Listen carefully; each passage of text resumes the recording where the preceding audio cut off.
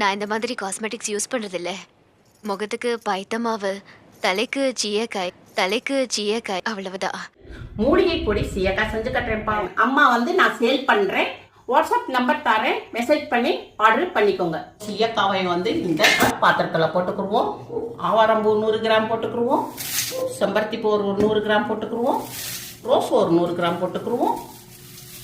150 gram உங்களுக்கு பூந்தி கொட்டையுடைய கொட்டையை எடுத்துட்டு போடணும். பாசிப்பயிர் ஒரு 150 கிராம் போட்டுக்குருவோம். 100 கிராம் நெல்லிக்காய் போட்டுக்குருவோம். காஞ்ச நெல்லிக்காய் கொட்டையை எடுத்தாச்சு.